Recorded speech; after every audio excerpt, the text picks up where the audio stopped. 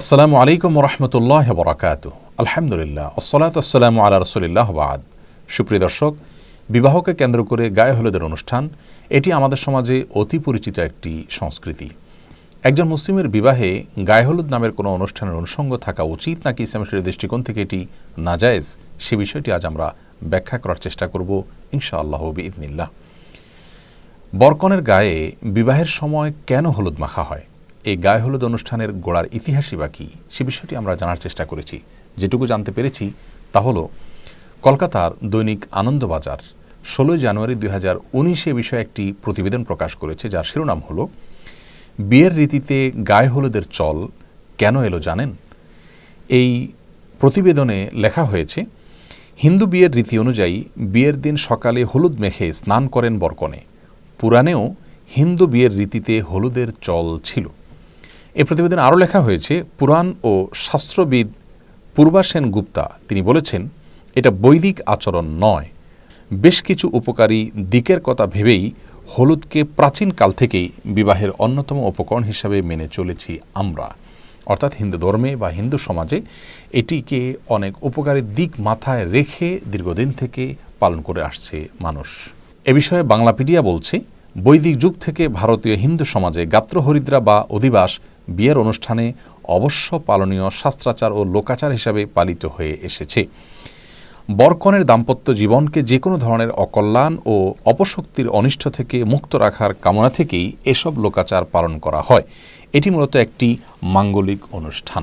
প্রিয় দর্শক, বিয়ের সময় গায়ে হলুদ বিষয়ে এই দুটি সূত্র থেকে যে তথ্য আমরা পেয়েছি সেটি একেবারেই পরিষ্কার, আর তা হলো যে এটি মূলত হিন্দুদের একটি সংস্কৃতি যা তাদের থেকে চলে এসেছে এবং এর পেছনে একটি বিশ্বাসগত দিক রয়েছে। তা হলো যে এর মাধ্যমে বরকনে নানা অমঙ্গল থেকে বেঁচে থাকতে পারে। হিন্দু ধর্মমতে বিভিন্ন প্রকার অপশক্তি আছে, সে সমস্ত অপশক্তির প্রভাবে মানুষ ক্ষতিগ্রস্ত হয়, সেগুলো থেকে বাঁচার জন্য তারা অনেক কাজ করে থাকেন, এটি তাদের ধর্মীয় বিশ্বাস। কিন্তু একজন মুসলিম কোন অবস্থাতে এ ধরনের কোনো অপশক্তিতে বিশ্বাস করবার কোনো সুযোগ নেই। ইসলামে এ ধরনের কোনো অপশক্তির কোনো স্থান নেই। সকল কল্যাণ অকল্যাণের একমাত্র মালিক আল্লাহ রাব্বুল আলামিন। আল্লাহর কাছে আশ্রয় চাওয়া ছাড়া এ জাতীয় কোনো বস্তু বা কোনো সংস্কৃতি, কোনো কালচার, এগুলোর মাধ্যমে একজন মুসলিম কোনো অবস্থাতেই কোনো তথাকথিত অপশক্তি থেকে বাঁচার চেষ্টা করার কোনো সুযোগ ইসলামে নেই।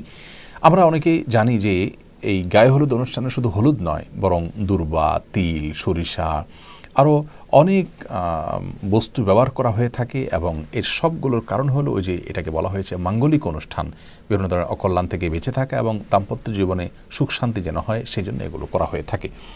তো প্রথমত এটি হিন্দুদের একটি ধর্মীয় সংস্কৃতি এবং এখানে তাদের বিভিন্ন রকমের বিশ্বাসগত দিক আছে যেগুলো শিরপূর্ণ বিশ্বাস, একজন মুসলমান কোনো অবস্থাতে সেগুলো বিশ্বাস করতে পারেন না।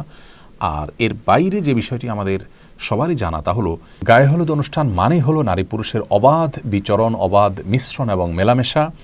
বরের গায়ে অনেক সময় ভাবি কিংবা গায়ে মহারাম মহিলারা হলুদ মেখে দিয়ে থাকেন এবং এটাকে তারা এনজয় করেন।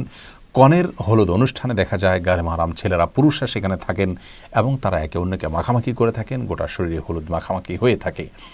এর পাশাপাশি গানের যে বিষয়টি, ব্যান্ড পার্টি ইত্যাদি, এগুলো তো গায়ে হলুদ অনুষ্ঠানের অন্যতম গুরুত্বপূর্ণ অনুষঙ্গে পরিণত হয়েছে এবং এর মাধ্যমে অনেক সময় এলাকাবাসীর স্বাভাবিক জীবনযাত্রা দুর্বিষহ হয়ে পড়ে।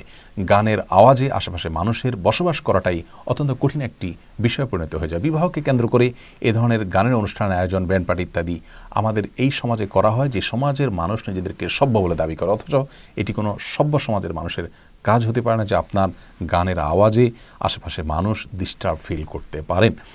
তো প্রথমত বাদ্যযন্ত্রের ব্যবহার এবং এই জাতীয় গানের আয়োজনকে আল্লাহ আমাদের জন্য অনুমোদন দেননি। বিবাহকে কেন্দ্র করে যে দব বাজানোর অনুমোদন রয়েছে, ছোট শিশুদের গান করার অনুমতি রয়েছে, এটি সেই অনুমতি নয়।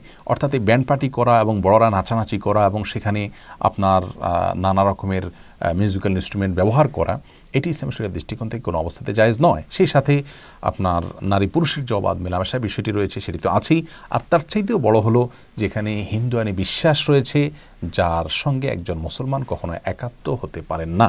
বিবাহ একটি ইবাদত, এটি একটি ধর্মীয় কাজ।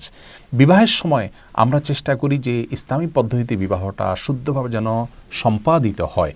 তো সেই বিবাহকে কেন্দ্র করে যে সমস্ত আনুষ্ঠানিকতা আছে সেখানে যদি অনইসলামিক বা ইসলাম সমর্থন করেন এমন কোনো কাজ আমরা করি তাহলে সেটি কোন অবস্থাতে একজন মুসলমানের জন্য জায়েজ হতে পারে না।